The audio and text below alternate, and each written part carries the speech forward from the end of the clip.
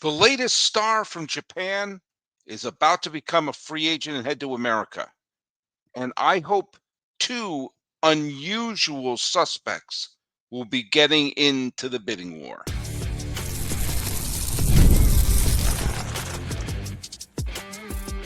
You are Locked On MLB, your daily MLB podcast. Part of the Locked On Podcast Network, your team every day. Hello, baseball fans, and welcome to Locked On MLB, part of the Locked On Podcast Network, where it's your team every day. And by the way, this is now the #1 sports podcast network. Woohoo! I've been here, not quite from the beginning, but I've been here a minute. And let me tell you something, we've been growing, and thanks for making us #1. And I'm thrilled by that. I'm absolutely thrilled by that. Lots of really terrific people work here at the Locked On Podcast Network, and we're going to keep on going. Follow us at Locked On MLB Pods on Twitter or whatever it's called these days, and on Instagram. You can follow me. I'm your pal Sully. I'm at Sully Baseball Podcast on Instagram. But the best way to get a hold of me is right here on the old YouTube channel.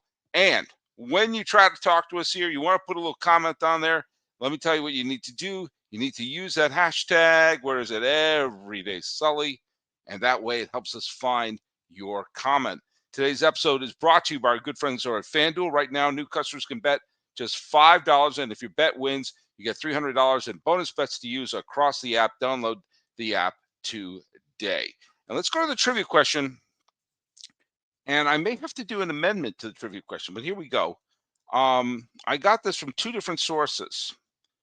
Who's the only pitcher to earn a victory in all 4 Canadian MLB stadiums? Parc Jerry, Stade Olympique, Exhibition Stadium, and Skydome and Rogers Center. Now, the person who got the answer that I had was Gavin D. Luhash, 2995. To paraphrase the movie Willy Wonka and the Chocolate Factory, the Candyman did John Candelaria. And that was the answer that I had. But more than one person, including Josh Ankill 7645, said Nolan Ryan. And I went to baseballreference.com, the single greatest website in the history of planet Earth, and it looks like Ryan did. So I'm going to have to double check this one. He also said Phil Niekro, which is another terrific guess. But I wonder if this one, my sources were wrong on this one. But it certainly was Candelaria. But I got to double check why Ryan was not included in that. So maybe Candelaria was the first. Maybe it was a misheard. Anyway, there you go. Time to talk about some baseball news. And one of the biggest pieces of baseball news, at least right here and right now, is the latest big star from Japan, who very well may be coming to the United States. And again, I'm saying his name out loud for the first time. Munetaka Murakami, who has been a star for the Tokyo Yakult Swallows. The window to start negotiations starts at 5 o'clock in the morning here in California. We'll have between 5 o'clock in the morning in California tomorrow and just before the 22nd day of December to figure out who he can have a deal with. Now, he is a left-handed hitting power hitter and is, again, one of the huge stars in Japan right now. And if there's one thing we've learned over the last couple of years, and that is, well, if you're a big star in Japan, it very well may translate over here. You know, I'm not necessarily saying he is going to be the next Shohei Ohtani, he's going to be the next Hideki Matsui or whomever, but we're starting to see the big, huge worry just a quarter of a century ago. The big, huge worry was, hey, a Japanese position player won't be able to make it in the major leagues. And Ichiro Suzuki said, hold my Hall of Fame plaque. And we're seeing that when players come over here, sometimes they, just like from anywhere, you're seeing that some have turned into gigantic superstars, some have turned into solid players. Yamamoto's standing on the mound, being the World Series MVP, Hideki Matsui being a World Series MVP, and of course Shohei Ohtani redefining the game. Now, he is 26 years old. 26-year-old left-handed power hitter, huge power numbers in Japan. Stats shooting right off the charts in Japan, and is at this moment a third baseman, but could ultimately go over to first base. And we are seeing that a lot of teams are going to be absolutely salivating over Murakami. Some of the usual suspects will be. The New York Mets could use a big bat. The New York Yankees' third baseman situation is currently a mess. Bregman is probably going to leave the Boston Red Sox, who decided to hand Rafael Devers to the San Francisco Giants. Again, call that whatever you want. The Red Sox definitely needed Devers' bat against the Yankees, but the whole notion about handing Devers and his contract for not a whole hell of a lot from San Francisco was to get out of that contract and start spending money. So if Murakami comes to Boston and winds up becoming their starting third baseman, boom. The Chicago Cubs are in a situation where they're like, hey, we want to compete right here and right now. And even though there's no spot for them currently right now with the San Diego Padres, we've seen them be very, very, and did I mention very aggressive in terms of getting players on there. And of course, Los Angeles, the Dodgers, not the Angels. The Dodgers, well, they want a three-peat. And Max Muncy is a huge fan favorite, but Murakami is an upgrade probably. Max Muncy has been a World Series hero for 3 different World Series and hit a really underrated home run in Game 7 of the World Series. Murakami would be an upgrade. And of course, the nanosecond. Murakami joins Sasaki, Yamamoto, and oh wait, who's the other Japanese player on the Dodgers? Oh yeah, Shohei Ohtani. There'll be people screaming bloody murder, saying the game is ruined, blah, blah, blah, blah, blah, blah, blah. Fine. And I kind of hope he doesn't sign with Los Angeles just because I'm bored of having to address that. But there are 2 teams out there, 2, that I want to see get in this. I want to see get bidding on this. Do you know why? They have small budgets right now, don't have a whole hell of a lot in terms of money that is currently being used and this, that, and the other thing. That they don't have big honking contracts they have to worry about. And that is all true. But the main reason is these are 2 teams that could afford him, and as of this recording, desperately need him and could go into the 2026 season being legit contenders by getting this big, huge upgrade. And for the good of all the baseball, I want these 2 teams in the mix. All right, let's hear from our good friends over at Prize Picks. This episode is brought to you by Prize Picks. You and I, we make decisions every day, but on Prize Picks, being right can get you paid. Don't miss any of the excitement in this sports season. Whether you're following the NFL or the NBA or both, there's no better time to jump into the action. If you haven't tried it, Prize Picks is the simplest way to play. Just pick more or less on at least 2 player stats. If you get them right, you win. It takes less than 60 seconds to make your lineup, and you can play anywhere Prize Picks operates, including California, Texas, and Georgia. Now, if you're using Prize Picks, it can make football Sundays and the NBA tip-offs, even more exciting. You can pick your favorite players like Steph Curry or Mahomes and see how those predictions play out. And the new Stacks feature, it's a game changer. You can now pick more on Steph's points, threes, and assists, all in the same lineup. Plus, if one of your players leaves with an injury, the injury reboot saves you from a loss in your lineup. Easy for you to say. Download the Prize Picks app today and use code LOCKEDONMLB to get $50 in lineups after you play your first $5 lineup. That's code LOCKEDONMLB for $50 in lineups after your first $5 lineup. Prize Picks, it is good to be right. Sometimes when something is repeated enough times, even if it's not true, it can become the truth. There is this notion that certain teams cannot afford big time free agents. There's certain teams that can't jump into the fray because, oh, they can't afford this, they can't afford that. And I will say there are two teams, neither one had a winning record last year, that have to get into the fray, at least start throwing their name in there, at least start throwing it around. Because quite frankly, it is insane that these two teams are not in a position where their fan base is thinking, oh man, this is exciting. We're putting together something really good. Before you laugh, I'm dead serious. Two teams that have to get into the Murakami bidding are the Pittsburgh Pirates and the Miami Marlins. Before you say, Sully, those are low budget, bottom dwelling teams. They're not going to get into it. They have to.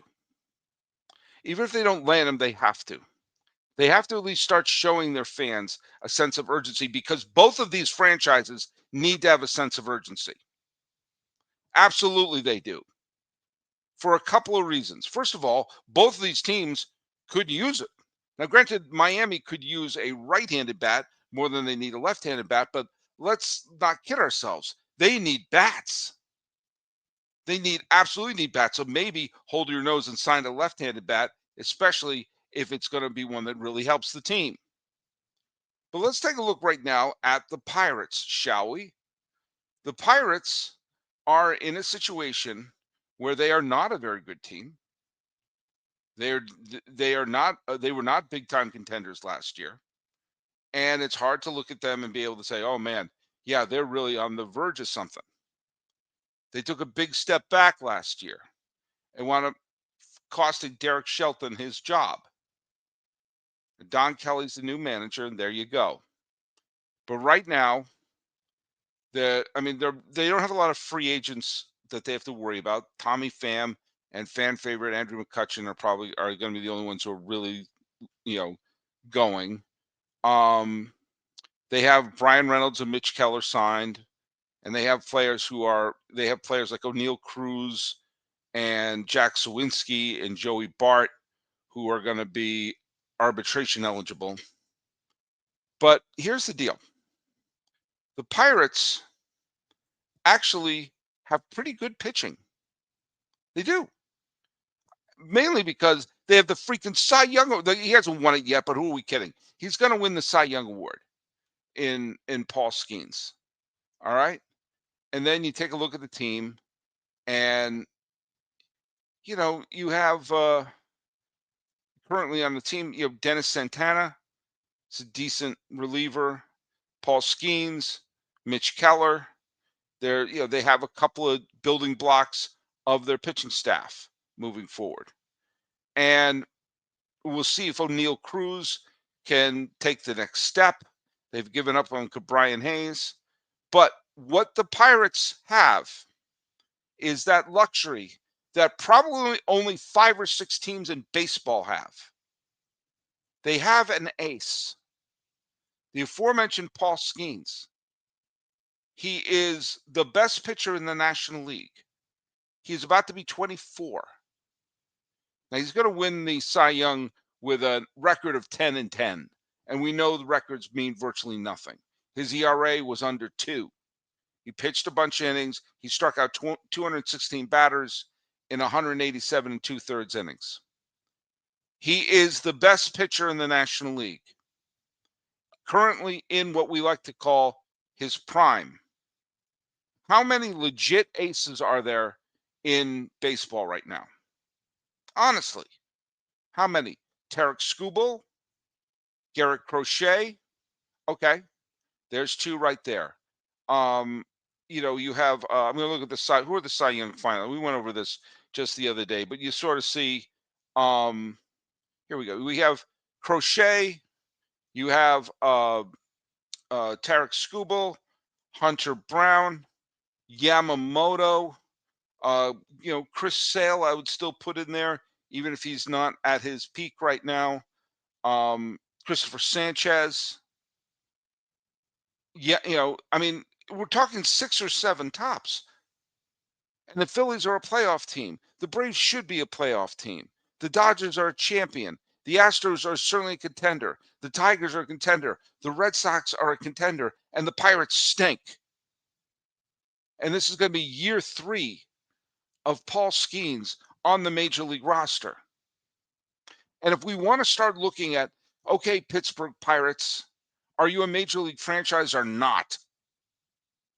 You have him under team control for at least 3 more years. Are you really going to have it be at least 5 more years? Wait, no, 4 more years. Sorry, 4 more years. We get it right eventually. You have an ace like this, and you're not going to put anything. You're not going to put a major league team around him. That was why I got on them on the Cabrian Hayes trade last year. Not because I think Cabrian Hayes is the second coming of Mike Schmidt, but because he was a major leaguer. And you need to surround this player with at least major leaguers. If you want to get yourself above 90 losses, you got to start putting a major league product on the field and throwing your hat in the ring for someone like this. I don't know, maybe the thing that kickstarts the team. And then you bring us to the Miami Marlins. Now the Marlins, who need infield help, need bullpen help.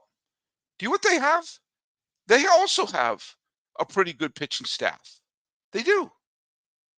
And you look at this team, there was a period of time during this year where the Marlins played very, very well. The Marlins finished the year with a record of 79 and 83. And when you stop and look, you saw the fact that they started the season they had a god awful start to the season. That they started the season, 13 and 20. They have to have a horrible start. Actually, they won the first bunch of games against Pittsburgh, but then they had a disastrous rest of the month. But they righted the ship. They righted the ship, and they wound up having a winning June, a winning July. They didn't have a good August, but they had a winning September. And they started to put together a pretty interesting ball club. There was an interesting ball club that you saw, you had the likes, Kyle Stowers had a very good year. You saw that Augustine Ramirez was turning into a fine major league, catcher, and you saw that this team that they were fielding was really young, up and down the lineup. People under 30 had flares of playing solid baseball, and Alcantara, Junk, Yuri Perez, they all showed moments of being really pretty good in their starting pitching staff. And to think that this is a squad that in 2023 made the playoffs, lest we forget, they made the playoffs in the COVID year. And then in 2023, they had a young, exciting team that made the postseason. Did they build upon it? Of course not. They got rid of Kim Egg. Eventually, they got rid of Schumacher. And they started making they traded away Luis Ariz, blah, blah, blah. And did I mention blah, blah? But then they dust themselves off. And if they play just a little bit better and maybe add an exciting player to the squad, like Murakami, maybe that'll be the thing that will get the Marlins back off their butts and into a playoff situation, into a playoff contention. And plus, Murakami gets to go to Miami. Baseball, Major League Baseball, is the only franchise where Miami is not a glamorous destination. It's not a cool city to play in baseball. It is in football. It is in basketball. It is for the Stanley Cup winners in hockey. But for some reason, in baseball, it's not a place to go, because why would you want to go to a city in Florida that is surrounded by people from Cuba and people transplanted from the Northeast? It's not like people in Cuba follow baseball, or baseball is big in the Northeast. Oh, wait. It isn't like Miami is a glamorous city where a lot of rich and famous people like to live. Oh, wait. But it's only because they've had cheap owners who treat the team like a Mickey Mouse organization, which they do. That's the only reason why the Marlins are not a destination franchise. This is a team that if you get 2 or 3 decent bats on this squad and keep this pitching staff together, they will contend. The Pirates are a team with their good pitching staff and their ace, and you surround the team with at least major leaguers and maybe put one star in it, like Murakami, they could, say it with me, contend. Oh, but Sully, they're the low market teams. They're the small budget teams. They'll never do it. Listen to me right here and right now. They can do this, and you don't even have to worry about the Mets and the Dodgers because let's not forget, these teams are not competing with the Mets nor the Dodgers. All right, let's hear from our good friends over at FanDuel. The NBA is back, and there's no better place to get in the action than FanDuel, the official sports betting partner of the NBA. Even if you miss the start of the game or want to ride a hot hand, FanDuel has live bets on everything from who will score next to fourth quarter comebacks. Plus, you can even combine your live bets into a same game parlay for a shot at a bigger payout. It keeps every game exciting, especially with your teams making that late push. So right now, FanDuel is giving new customers $300 in bonus bets when your first $5 bet wins. So head to fanduel.com to sign up and play your game with FanDuel, the official sports betting partner of the National Basketball Association. Hey, once again, thanks so much for making Locked On MLB your first listen of the day. And thanks for making the Locked On Podcast Network the #1 sports podcasting network. I've made this point before. I'll be happy to make it again. Baseball could be running face first into a work stoppage, and it will be the stupidest work stoppage in the history of professional sports because it has nothing to do with owners versus players. It has to do with 28 owners not happy that the Dodgers and the Mets are willing to pay luxury tax. That's all it is. The players have given up a lot.